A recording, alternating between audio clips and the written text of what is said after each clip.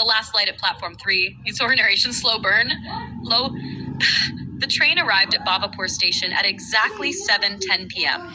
I remember that clearly, because the moment the doors opened, every sound disappeared.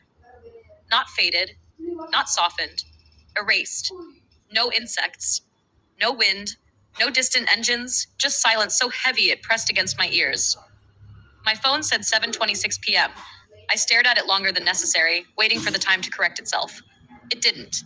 The platform was small, 3 tracks, cracked tiles, and a single tube light that flickered like it was struggling to stay awake. The train left almost immediately. Too quickly.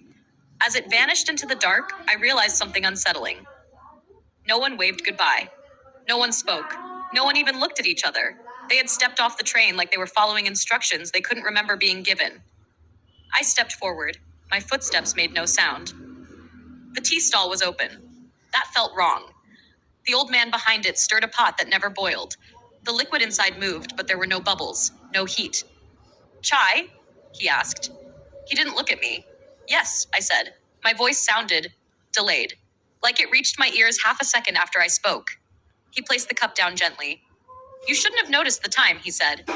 My chest tightened. "What?" He finally looked up.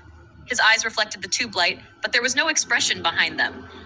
"The ones who don't notice," he continued, "leave faster." I showed him my phone. "It says 7:26. He nodded slowly. "It will stop trying soon." I turned toward the wall where the timetable should have been. Nothing. No marks, no nails, no dust outline, as if the idea of time had never existed here. "There is no late here," the man said quietly. "Only arrival." I sat on a bench at platform 3. I don't know why that platform. It felt chosen. The tube light above me flickered in a strange rhythm. 3 short flickers. Pause. 3 again. I checked my phone. 7:10 p.m. The battery dropped from 62% to 41% in seconds. That's when I heard the footsteps. Not approaching. Repeating, like a sound trapped in a loop. Tap, tap, tap. Always the same distance away. I stood up. The sound stopped. Behind me, something exhaled. Warm breath. Too close. A whisper slid into my ear. "You're standing where you disappeared." I didn't turn around. The tube light went out. In the darkness, I heard many whispers, overlapping, unfinished. Missed it. Still waiting. Don't remember our faces. The light snapped back on. At my feet was a chalk symbol. Old. Smudged. I hadn't seen it before. But my knees weakened when I realized something worse. I had seen it. In my dreams.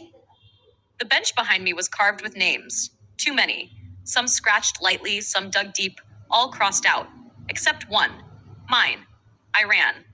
The station office smelled like damp paper and rust. Everything inside was untouched, as if no one had entered for years, yet nothing had aged. A calendar hung on the wall. August 12th, 2009. I laughed quietly. Today was August 12th, but the year was wrong. Or maybe it wasn't.